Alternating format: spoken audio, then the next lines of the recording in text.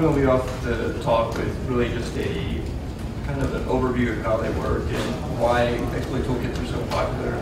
Pretty much because they make it easy for non-technical people to set up and successfully compromise a large number of people, and they can build botnets, they can build they can solve any like other Trojans or fake AP ransomware type stuff on these systems. And it's just just some of the other trends we're seeing, and really focus on the largest focus is on Black Hole, which has become the most popular kit out there. And then just talk about where it is now, and I was actually able to squeeze in a few recent things that is actually added, like they added a pseudo-random DNS generation algorithm.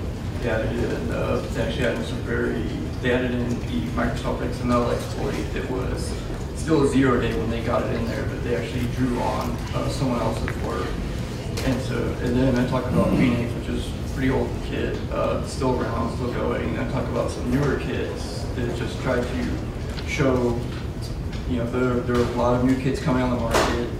They're trying to differentiate themselves, and then everyone sees, if anyone sees what's successful in one kit, they take that and they put it in their other kits. And these most successful exploits we've seen over the last year have been Java exploits. They're getting them in there within like a month of patching, of them being patched, and then they're seeing extreme success in the field. But then I wrap it up with some of the mitigations that people have been adding in, like especially web browsers have been looking at blacklisting plugins that they detect are out of date to try to help mitigate that.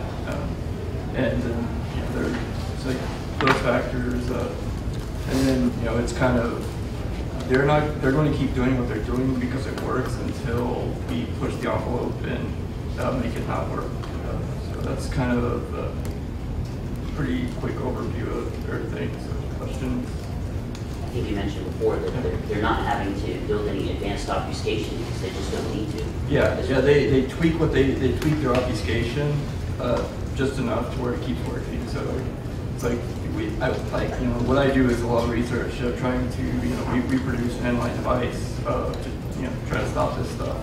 And so we do research and we say, okay, we can block everything up to this point, and they tweak it just a little bit, and so then we have to keep going back, and we have to keep watching it. You have to stay on your toes just to really keep up with them, because it's money for them. This is their business, so they're not going to go away just because you make it a little bit harder on them. They're going to solve that problem and then try to make it harder on you.